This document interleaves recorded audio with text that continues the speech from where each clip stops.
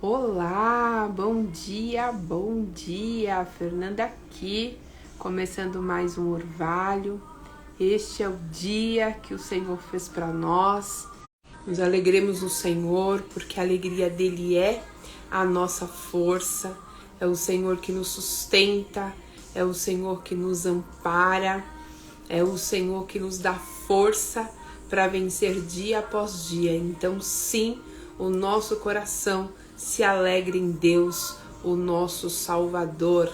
Bom dia, Suzana, que bom ter você aqui. Bom dia, Elaine, Sol, Neuzinha. Glória a Deus pela vida de vocês e por mais um dia de estarmos juntas. Nós vamos entrar em oração agora. Oremos umas pelas outras, né? Orem por aquelas pessoas que... É isso, eu gostaria que você orasse por todas as pessoas que acompanham as lives. Todo mundo que acompanha a live, que um dia já passou por aqui, vamos orar para que o Senhor possa visitá-los. Que o Senhor possa, o propósito, né, que eles começaram diante do Senhor. Muitas pessoas começam propósitos, né, falam, não, agora vai, e de repente no caminho se desanimou, no caminho parou de semear, porque se cansou, sabe? Às vezes a pessoa tá fazendo, e ora, e jejua, e busca, e não sei o que, e aí as coisas não acontecem no tempo, e aí por não acontecer no tempo, há um desânimo, há uma falência, né? Você fala assim, não quero mais, eu vou abrir mão disso. Então nós vamos orar para que o Senhor encontre essas pessoas e dê a elas uma injeção de ânimo, que elas venham ser reanimadas no Senhor, para viver aquilo que Deus tem para cada uma delas. E oremos por nós, para que então possamos continuar, nem que seja chorando, mas sempre semeando, porque é certo que nós voltaremos, né, carregando aquilo que tanto o nosso coração almeja, tá bom? Então vamos orar. Pai querido, te dou graças por este momento, por este dia que o Senhor nos deu. Obrigado, Senhor amado, pela nossa noite de sono. Obrigado porque nós dormimos e acordamos certos que o Senhor nos sustentou. Pai, não foi outro que nos sustentou, não foi outro que nos trouxe até aqui. Foi o Senhor, foi a tua mão forte que permitiu que nós chegássemos até agora, Senhor, até hoje, até aqui, Senhor, firmes na tua presença. E eu quero te louvar, Senhor, e te agradecer por isso, pelo teu cuidado conosco, porque temos visto, Pai, a tua mão nos protegendo, a tua mão nos guardando. Pai, eu quero te agradecer pela vida da Sol, porque todos os dias, Senhor, ela tem lutado para permanecer firme na tua presença, para descobrir o que o Senhor tem reservado para a vida dela. Eu te agradeço, Senhor amado, porque ela não tem aberto mão da promessa do Senhor. Ao contrário disso, ela continua semeando, às vezes em lágrimas, mas ela continua semeando. Eu peço, Pai, em nome de Jesus, que a tua força venha sobre ela, uma injeção de ânimo venha sobre ela, Pai, e que ela continue crendo que aquele que a chamou é fiel e justo para completar a sua obra. Ajuda, Senhor, que ela continue acreditando, Pai, que ela vai voltar trazendo os seus molhos, os seus feixes, que há, Senhor amado, recompensa naquele que persevera. Eu coloco diante do teu altar também, Senhor, a Elaine, ela que precisa de uma provisão do Senhor, ela que precisa, Senhor amado, do teu cuidado, da tua, Senhor amado, do teu milagre. Eu te peço em nome de Jesus, visita a tua serva, olha, Senhor, quais são as necessidades dela, olha, Senhor, o que ela tem clamado e colocado diante de ti. Tu és o Deus do já, tu és o Deus que faz. Abre para ela portas extraordinárias, coloca ela no lugar onde o Senhor tem reservado para a vida dela, prepara ela, Senhor, para viver essa abundância, prepara ela para viver o novo do Senhor, coloca ela num novo ciclo, Pai, coloca ela numa nova estação, Senhor.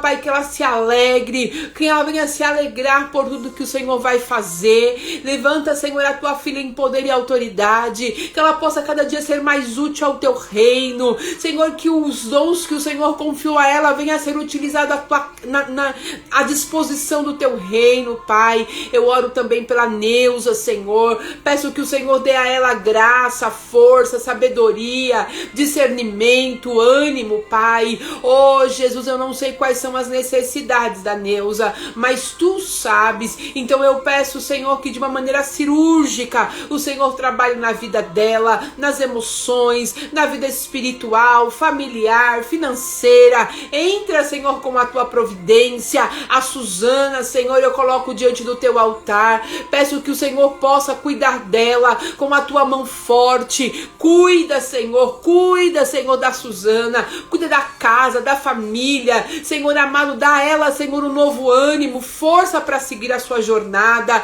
Senhor, eu oro também pela Dani, que tem constantemente, Senhor, nos ajudado na intercessão.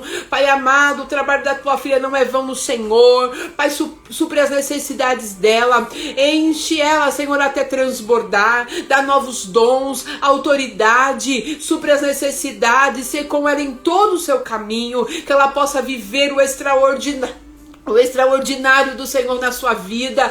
Pai, eu oro pela Keia, ela que tem se posicionado, colocado, Senhor amado, a Tua vontade acima da sua própria vontade. Ela que tem, Senhor, buscado ao Senhor e tentado, Senhor amado, romper as barreiras que a limitam. Ajuda ela a fazer essa travessia. Ajuda ela, Senhor amado, a ir para o outro lado. O lado, Senhor amado, da bonança, da alegria, da realização. Eu sei que o Senhor tem isso para ela. Segura na mão da Keia, Senhor, e ajuda ela a atravessar essa jornada. Olha, Senhor, a Márcia, eu peço, Senhor, pela vida dela. Eu oro, Senhor amado, pela vida do seu esposo, que precisa do seu milagre na sua saúde.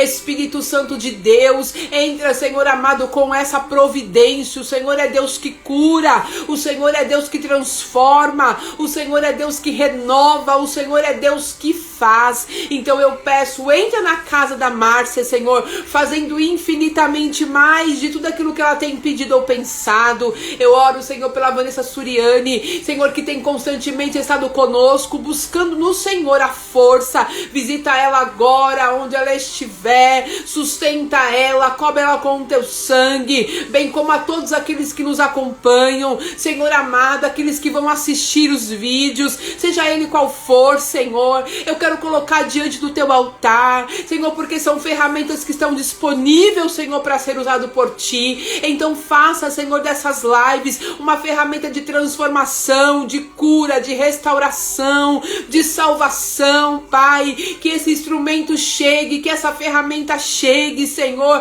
aquele que está necessitado. Nós clamamos, Senhor, por aquele que começou conosco, mas no caminho se desanimou, mas no caminho, Senhor amado, sucumbiu, mas está, Senhor amado, longe, sem forças. Pessoas, Senhor, que precisam ser renovadas por Ti, mas se sentem, Senhor, enfraquecidas, se sentem, Senhor amado, desanimadas. Eu Te peço, visita cada uma delas, visita cada uma agora, e Te peço em nome de Jesus, fortalece. Tu és o Deus que nos dá força, como nós lemos ontem, os que confiam no Senhor são como os montes de Sião, que não se abalam, mas permanecem para sempre. Eu oro, Senhor, também pela Mandinha. Senhor, ajuda a Tua filha, cobre ela com o Teu sangue, aonde ela for, aonde ela colocar a planta dos seus pés, que o Senhor possa dar a ela como herança. Amplia os horizontes dela, leva ela além, Senhor. Oh, Pai amado, leva ela além do que ela planejou.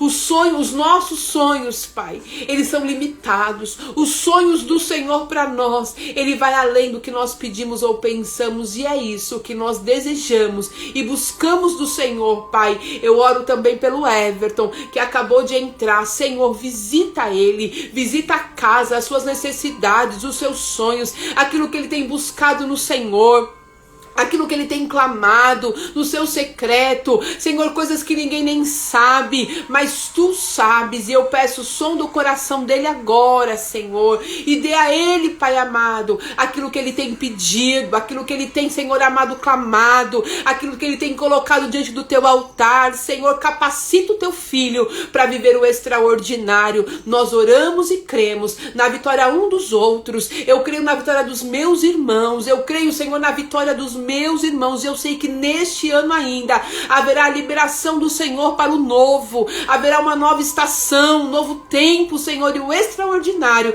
vai se manifestar, porque o Senhor é o nosso Deus, e a tua palavra não volta vazia. O Senhor não mente, o Senhor não promete coisas e depois se arrepende. Quando o Senhor fala, o Senhor cumpre, e cremos nisso, Pai, no cumprimento das suas promessas. Te damos graça porque o Senhor sempre nos ouve, e estamos alegres porque a nossa oração subiu até o Senhor. E, Senhor amado, em resposta, Pai amado, da nossa oração, tem alegria nos nossos corações. Dá-nos alegria para viver este dia, a alegria do Senhor, que é a nossa força. Alegre o nosso coração, porque nós sabemos que o Senhor fará grandes coisas por nós, em nome de Jesus. Amém? Glória a Deus, Deus abençoe a cada um de vocês que está aqui.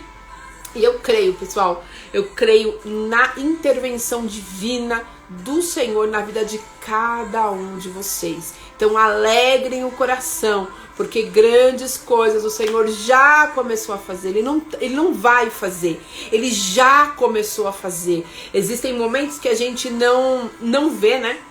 E aí o fato da gente não ver, a gente acha que Deus não está fazendo.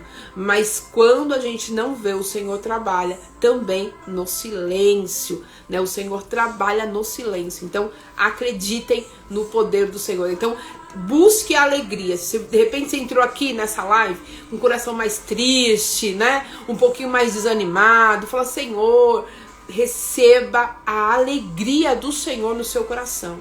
Receba a alegria. O Senhor ministra para nós nessa manhã alegria. Receba a alegria do Senhor. A alegria do Senhor é que nos fortalece. Então você fala: Senhor, coloca a tua alegria no meu coração. Alegria é fruto do Espírito, né, Senhor? Coloca a tua alegria no meu coração, que eu possa me alegrar no Senhor. O meu cenário talvez seja para que eu chore, mas eu olho para o Senhor e eu sinto a tua alegria, e essa alegria me contagia, né? A Bíblia fala que na presença do Senhor a tristeza perde a compostura. Na presença do Senhor, a tristeza ela tem que reverter, ela tem que saltar de alegria. Então alegre-se no Senhor em nome de Jesus, amém? Nós vamos dar continuidade à nossa leitura de Salmos de Peregrinação. Hoje nós vamos ler o Salmo 126. E esse é um salmo que eu gosto muito. Eu já tive a oportunidade de compartilhar a palavra em alguns lugares baseado nesse salmo, e todas as vezes que eu leio esse salmo, o Senhor me traz uma visão nova sobre ele. A palavra diz que a palavra do Senhor, ela se renova a cada dia, e é muito interessante esse renovo da palavra, porque se você lê todos os dias a mesma palavra com o intuito de ser alimentado por Deus através dela, você vai tirar uma lição nova. Faz um teste, pega uma palavra, um salmo, um texto bíblico, e leia ela na sequência várias vezes, e você peça ao Senhor para te revelar algo novo, e você vai ver que cada dia algo vai saltar aos seus olhos e você vai ser alimentado. E é assim que eu me sinto com este salmo. Cada vez que eu leio, eu tenho uma percepção diferente. O Senhor ministra no meu coração algo novo. E hoje nós vamos ler esse salmo. Então vamos começar com o verso 1. Salmo 126, né? O verso 1 diz assim: quando o Senhor trouxe os cativos de volta a Sião, foi como um sonho. Quando o Senhor trouxe os cativos de volta a Sião, foi como um sonho. Lembra que nós chegamos a comentar que quando o povo, né, o Senhor, primeiro o Senhor levanta Abraão, fala: Abraão, através de você eu vou gerar uma nova nação, através de você eu vou criar um povo exclusivo, através de você vai sair a nação santa. Abraão ouve o chamado do Senhor e começa a andar com Deus. A vida de Abraão é um spoiler para nós, né? Para aquele que aceita andar com Deus, deve seguir os passos e ter atitudes de fé que Abraão teve. E Abraão passa então a andar com Deus. E aí Abraão não podia ter filho, o Senhor disse que ele teria, porque seria um filho legítimo, um filho da promessa, e que através deste filho, o Senhor então faria de Abraão uma grande nação. E depois de muito tempo, com 100 anos, Abraão tem um filho, que é Isaac. Aí de Isaac gerou Jacó. E aí foi indo. E aí foi crescendo-se, né? Foi crescendo os descendentes de Abraão. Abraão morreu e ele não viu. Ele não presenciou aquilo que Deus fez através dele, mas a palavra do Senhor foi cumprida na vida de Abraão.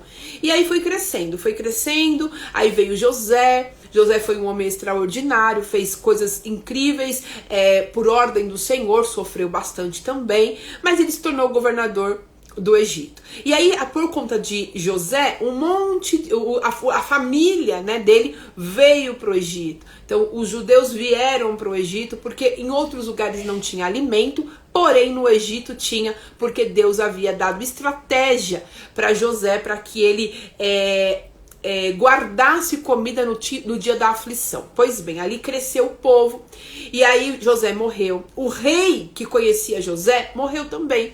E aí se levantou um outro rei que não conhecia da história de José, que não temia o Senhor, e ele olhou para os judeus e viu aquele povo crescendo, prosperando, dando certo, fazendo acontecer, e ele ficou o quê? Com receio, né? Ele falou, se a gente não fizer alguma coisa, este povo vai nos dominar, então a gente tem que parar esse pessoal. E aí você vê que quando você está em expansão, em crescimento, alguém se levanta para te parar, porque tem medo do seu potencial. Isso é muito interessante você saber. O inimigo tem medo do seu potencial. Por que ele tenta te escravizar e limitar o seu poder de ação? Porque ele sabe que você pode avançar, e você avançando é perigoso para o inferno. E aí o inimigo começou a oprimir, o rei começou a oprimir o pessoal, os judeus, e eles começaram a clamar ao Senhor por libertação.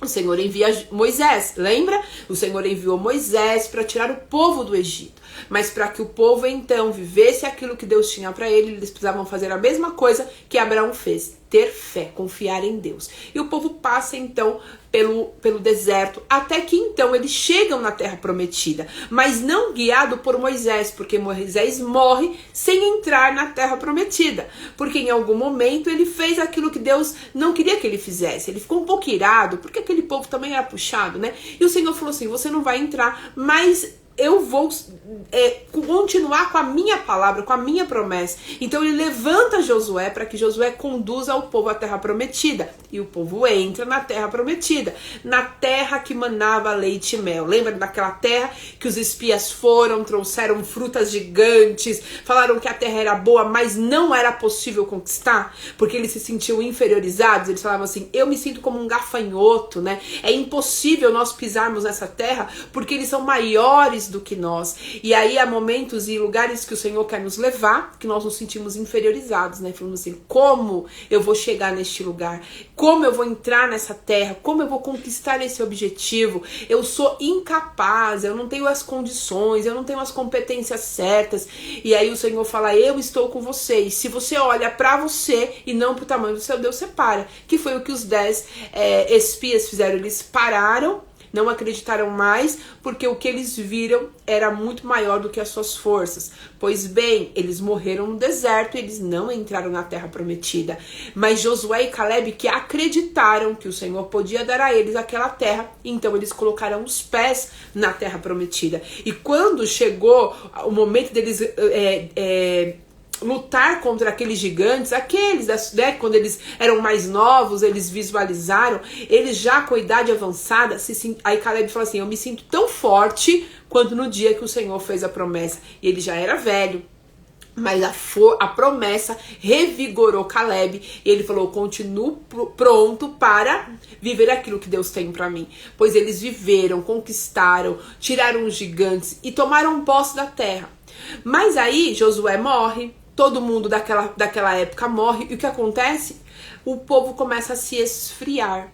E conforme eles vão se esfriando, eles vão passando a adorar outros deuses, eles vão passando a fazer as coisas do jeito deles, eles vão vivendo do seu modo, a ponto que Deus fica muito chateado com eles e fala assim, eles vão precisar passar por um processo de dor porque é na dor que muitas vezes a gente reconhece o poder de Deus para que eles se voltem para mim. E aí o Senhor levanta povos inimigos, povos que dominavam a política na época, né? Os assírios, a Babilônia, para poder escravizar o povo, para que então eles, naquele estado de dor, eles se lembrassem do Senhor. Porque na abundância a gente tende a relaxar. Não é assim? Na abundância, no dia bom, a gente esquece até de orar. Porque tá tudo bem, né? A gente perde a comunhão, o contato, aquela alegria. Então o povo não adorava mais ao Senhor. Eles não entregavam mais sacrifícios ao Senhor. Eles adoravam a outros deuses. Então eles foram levados cativos. E eles ficaram muitos anos cativos.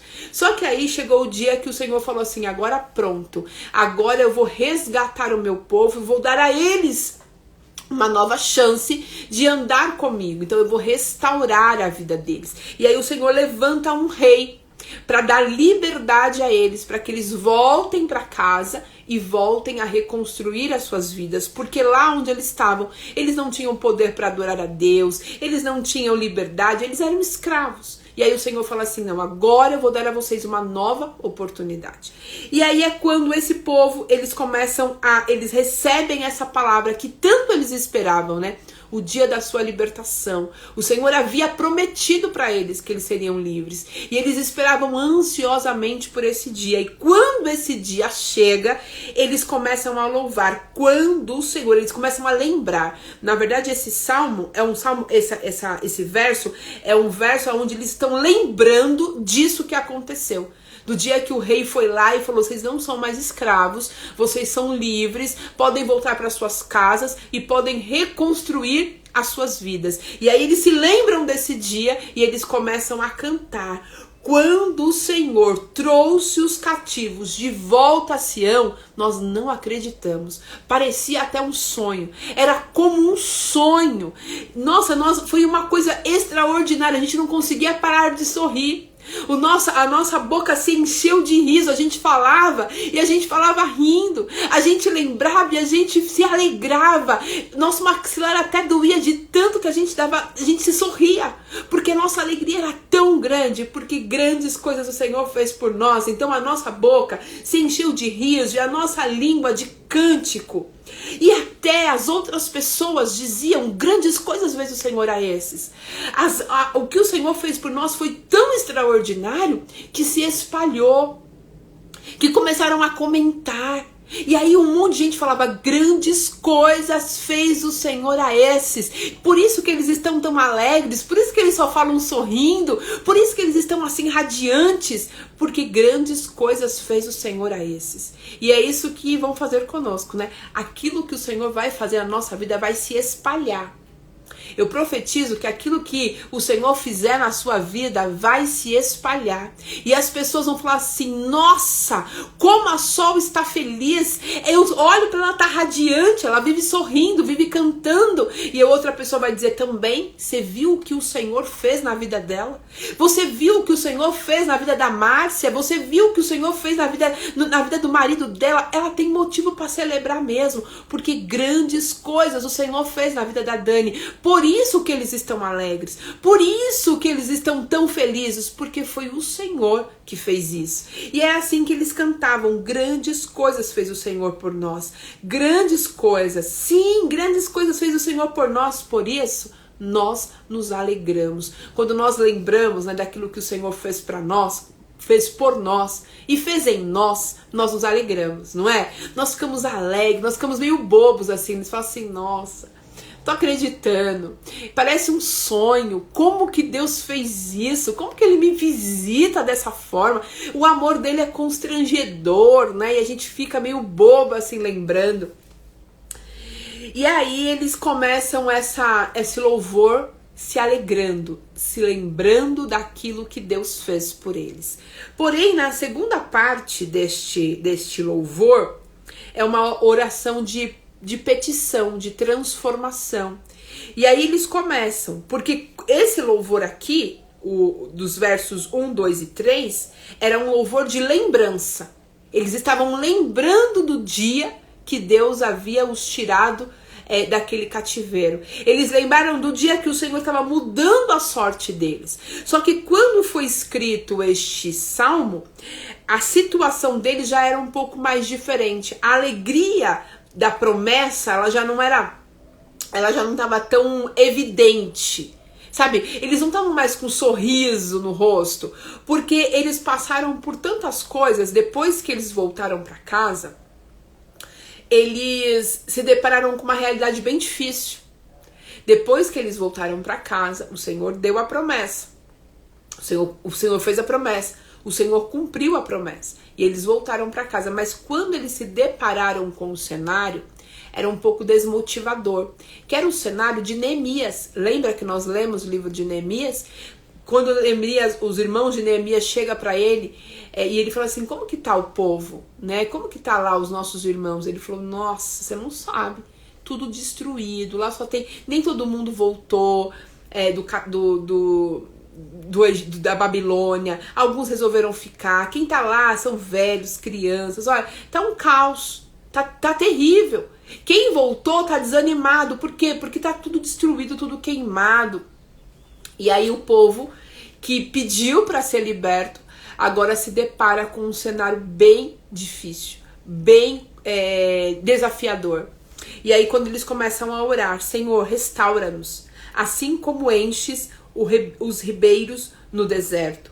Aqueles que semeiam com lágrima, com cântico de alegria colherão. Aquele que sai chorando enquanto lança sua semente, voltará com cantos de alegria, trazendo os seus feixes. Esse povo, ele começa então a fazer uma oração de esperança. Uma oração olhando para o futuro. Senhor, o nosso presente, ele é desafiador. Quando nós pedimos para o Senhor nos libertar, nós não tínhamos dimensão do que nós enfrentaríamos.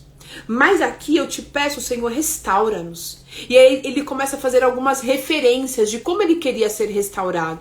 De uma maneira sobrenatural, de uma maneira abundante. Ele queria ser restaurado de uma maneira extraordinária. Assim como o Senhor fazia no deserto. Assim como acontecia nos leitos dos ribeiros no deserto.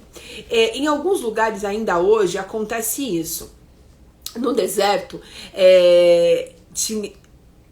tem uma parte no deserto que ele é, óbvio, bem seco, e você olha assim, você fala assim, nada vai poder florescer desse lugar, porque a terra tá até rachada.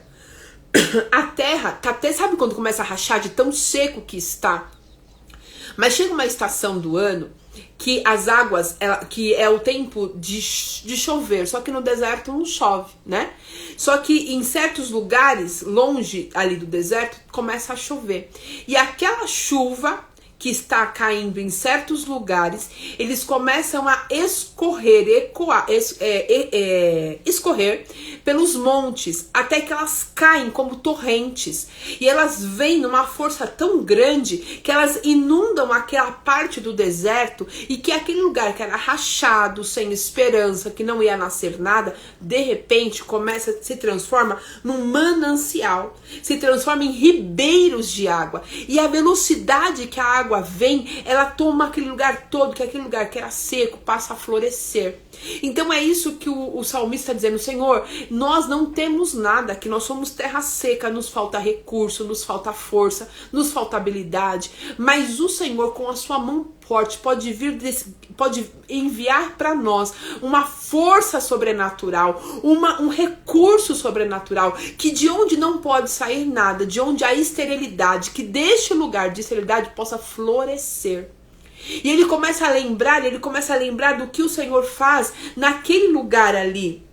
Assim como o Senhor enche os leitos do ribeiro do deserto, ele falou assim, assim como o Senhor faz, assim como acontece nesses leitos, o Senhor faça na nossa vida também. Hoje tem alguns lugares do deserto do Nordeste que ainda é assim, né? Que você olha e aí a pessoa fala assim, ó, aqui é um rio. Você fala assim, um rio? Como assim? Eu tô pisando aqui, tá seco. Não, aqui é um rio. E em tal época do ano, quando chove, isso aqui fica todo tomado. Existem lugares no Nordeste que antes nós chegávamos lá e tinha rios e hoje já não tem mais. Você fala assim, olha, a seca aqui foi tão grande que o rio secou. Não tem mais jeito, agora a gente pisa aqui e aqui é uma terra deserta, mas antes aqui floresceu. Então ele estava lembrando disso, ele estava fazendo uma oração, fazendo essa referência, Senhor, aqui até determinada época do ano é seco. Mas chega uma hora, Senhor, que as torrentes de águas vêm e dominam este lugar. E de repente o que era seco passa a florescer. Faz isso conosco também. Faça dessa minha terra seca. Às vezes a sua terra seca é a sua área financeira. Você fala, Senhor, como que eu posso ter um final de ano melhor? Olha a minha vida financeira como está. Olha como está a minha vida financeira. Senhor, olha como está o meu casamento. Olha como está a minha saúde. Senhor, olha para mim. Eu sou uma terra seca. O que eu posso frutificar? Qual é o esforço que eu posso fazer aqui, Senhor, que possa mudar o meu cenário? A gente vem sempre falando de que a nossa parte nós temos que fazer, né? A gente sempre fala isso, ó, o difícil somos nós que fazemos. Mas chega uma hora que você fala assim, Senhor, o que mais eu posso fazer? Parece que todos os meus esforços, eles são em vão.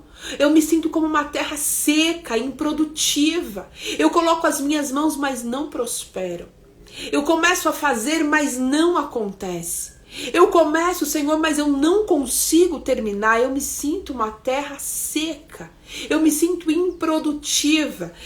E era assim que aquele povo se sentia. Mas aí eles lembravam que no Senhor o caminho é diferente. Eles falavam assim, mas aqueles que estão no Senhor, eles não podem olhar para a circunstância.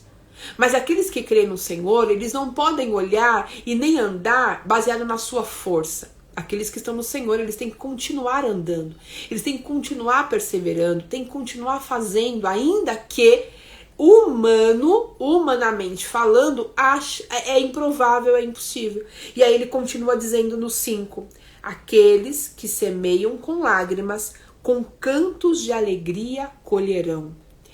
Ainda que a nossa terra seja estéril, ainda que a gente não tenha forças, ainda que a gente esteja triste, ainda que seja desafiador, o retorno para a reconstrução seja desafiador e dolorido, eu vou continuar dando passos, mesmo que seja com lágrimas.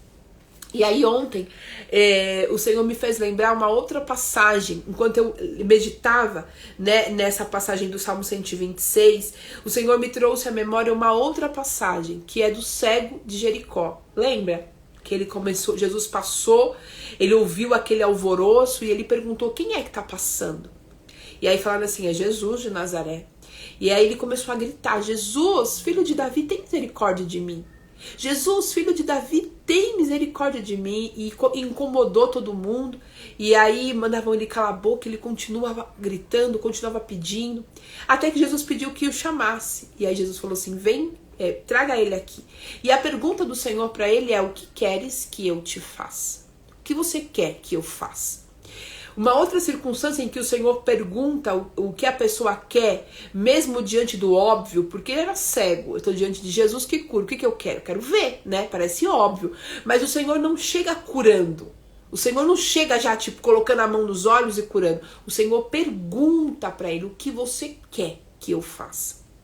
Uma outra circunstância também, em que Jesus pergunta para a pessoa se ela quer, né, a cura, é o paralítico do tanque de Betesda. Ele estava ali perto do tanque e há 38 anos esperando uma oportunidade de ser curado, e Jesus vê aquele homem, enxerga aquele homem, e Jesus chega diante dele e fala assim, você quer ser curado? Jesus não chega colocando a mão sobre ele, colocando ele, ó, fica de pé porque a cura chegou. Jesus pergunta para ele se ele quer ser curado. E sabe, e eu sempre achei interessante isso, né? Falei, é tão óbvio, né? Assim, por que Jesus está perguntando o óbvio, né? Porque o óbvio nem sempre é óbvio, né? Nem sempre o óbvio é tão óbvio. Jesus perguntava para eles se eles queriam ser curados, porque a cura deles iria exigir deles um novo posicionamento, novos desafios. Eles teriam que enfrentar novos desafios. Que desafios eram esses? Sendo deficientes, eles eram mantidos por pessoas. Né? Sendo deficientes, eles tinham pessoas que chegavam para ajudá-los. Uma vez que eles receberam a cura, agora eles devem lutar pelo seu sustento, para restaurar a sua vida. Um homem que parou à beira do caminho, quando ele passa a enxergar, Jesus continua andando. E ele vai ter que tomar decisões do que ele vai fazer na sua vida a partir de então. Então, quando nós buscamos no Senhor a restauração, nós temos que ter em mente que aquela restauração vai vir acompanhado de desafios, que aí vai ser nós que teremos que continuar semeando e às vezes, e geralmente, quase sempre, chorando. E aí parece que aquela cura, aquela restauração que tanto nós clamamos ao Senhor, que era tão desejado, parece que ela se voltou contra nós.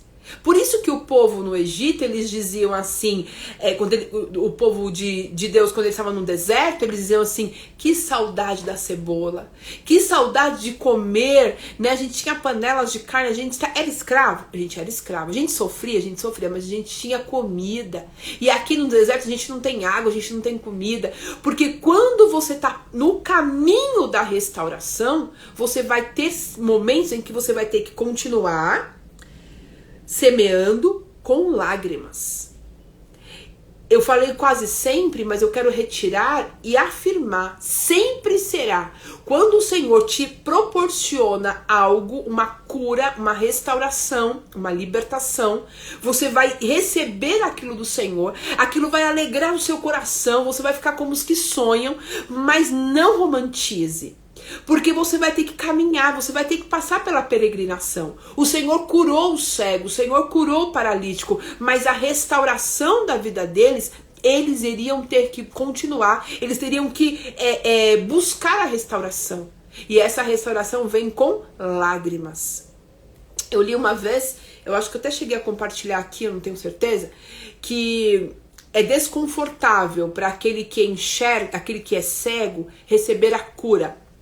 Porque ele viveu há tanto tempo na escuridão, que quando os seus olhos se abrem para a claridade, o seu corpo reage de uma maneira negativa. Ele tem dores, ele tem ânsia, ele passa por um processo longo de adaptação, porque ele não está mais acostumado com a claridade. Então é desconfortável ao ponto de aquele que passou a enxergar achar que a cura não é tão boa assim. Enxergar não é tão bom assim, porque está causando desconforto no meu corpo.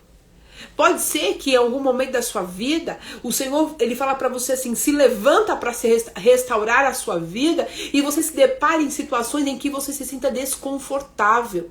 E fala assim, enxergar não é tão bom assim. Quando eu estava na escuridão, quando eu estava na cegueira, era mais confortável. Eu tinha alguém para me alimentar, eu tinha alguém para me socorrer, mas quando chega a libertação, quando chega a cura, a gente não vai ter mais ninguém para nos socorrer.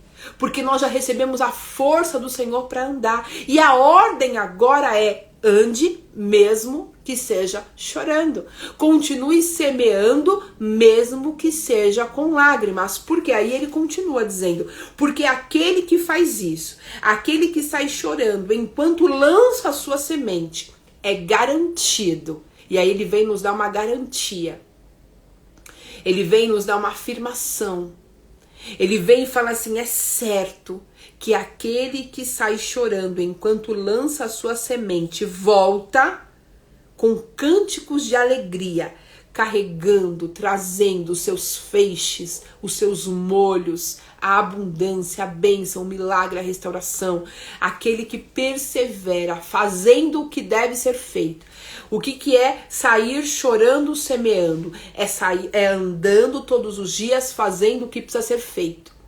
Fazendo o que precisa ser feito. Como? Com lágrimas, com lágrimas. Triste, muitas vezes. Desanimado? Sim, mas sem parar. Continuar semeando, continuar lançando a sua semente. Porque é garantido que aquele que faz isso volta De novo, assim como ele foi, assim como ele voltou, assim como quando o Senhor o libertou, o Senhor os tirou do cativeiro, ele estava como os que sonham, assim como eles estavam com um sorriso no rosto, com um cântico nos lábios, se ele conseguir passar por esse processo pós libertação, que é a fase da restauração. Gente, restauração não é fácil não. Imagina um vaso que precisa ser restaurado. Imagina, esse vaso ele tá cheio de imperfeições, de tintas de cores diferentes. Ele tá todo deturpado, adulterado. Aí vem o artista, vem o artista, né, o autor daquela obra e começa a restaurar. Então ele começa a tirar aquelas tintas que não é original. Ele começa a trabalhar para corrigir as imperfeições. E é um trabalho minucioso, às vezes demorado e às vezes dolorido. Porque você vê um artista restaurando uma obra, você vê que ele vai ter que passar ali com uma pincinha, tá mexendo, cutucando em pedacinhos. Assim é o Senhor quando ele nos chama para essa restauração. São coisas que o Senhor vai mexer em nós, minuciosas, detalhistas, sabe? Vai mexer no nosso caráter, na nossa personalidade. E o Senhor vai começar a trabalhar e fazer uma restauração em nós. Depois da libertação, tem a restauração. E olha para Neemias. Olha como foi árduo para Neemias restaurar. Teve calúnia. Teve inimigos querendo matar ele, teve estratégia, teve gente falando mal dele pro rei, teve tanta coisa enquanto ele se levantava para restaurar aqueles muros, aquele Jerusalém, tinha tanta coisa que aconteceu, mas ele falava assim, enquanto as coisas aconteciam, enquanto as calúnias eram levantadas, enquanto as pessoas falavam dele e queriam que ele parasse para dar atenção àquilo, né? Aí ele falava assim, eu não posso parar, gente, eu tô numa grande obra, eu não vou parar, não vou gastar energia com isso, eu tenho que continuar semeando, com dor, é desconfortável ouvir pessoas falando de nós, mas a gente continua semeando, é difícil quando você tá fazendo um trabalho de formiguinha e é tanta coisa ainda para fazer, você fala assim, meu Deus, sou só eu, e olha tanto de coisa que tem ainda para fazer. Aí você continua naquele trabalho de formiguinha, né? E você fala, Senhor, tenha misericórdia, mas você continua chorando e fazendo. Porque muito em breve o Senhor chegará em nossas vidas, como Ele chega, como Ele faz, né? Em todas as estações, nos leitos do ribeiro, no deserto. Ele vai chegar e vai haver bênçãos torrenciais. Sabe? De repente, quando você acha que não tem mais jeito, você tá ali fazendo aquele trabalho de formiguinha e você fala assim, isso não vai acabar nunca. Como que vai florescer? Uma semente nessa terra seca, como que floresce? Aí vai vir o Senhor e Ele vai fazer exatamente como Ele faz com enchentes. O leito dos ribeiros no deserto vai encher. E aquele lugar que era árido, era seco, era improvável, vai florescer. Você vai florescer. E vai ser, para alguns vai parecer rápido. Porque Deus vai fazer tudo de uma vez, assim, sabe?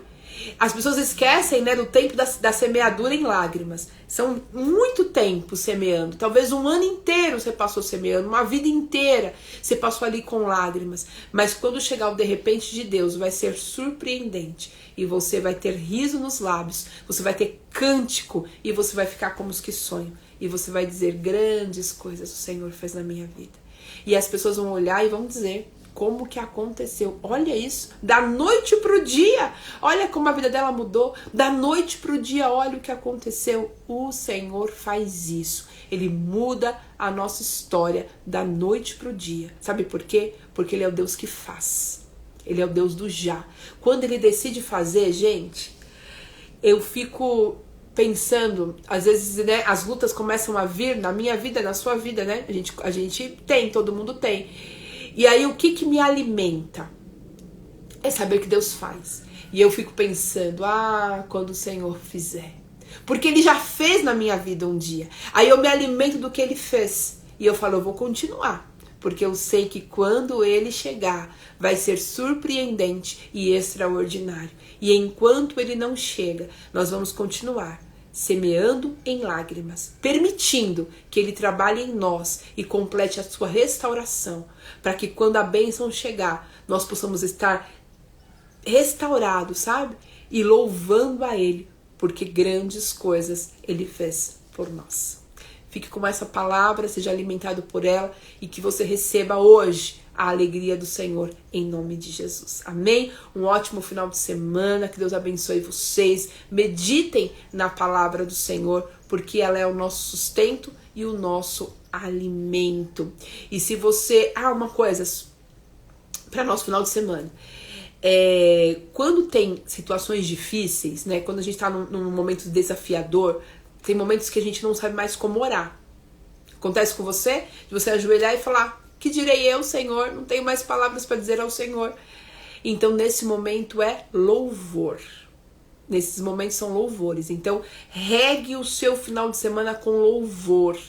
Porque quando as muralhas caíram, né, as muralhas de Jericó, quando Gideão conquistou, não foi na força do braço, né? Foi ao som da buzina, foi o som dos instrumentos. Então, louve ao Senhor. Faça uma playlist de alegria, mas não é de tristeza não, é de alegria. Já comece a preparar o seu espírito, já comece a se preparar para o dia que você vai ver as torrentes de bênção caindo sobre você, tá bom? Um beijo, amo vocês, Deus abençoe e um ótimo final de semana. Tchau!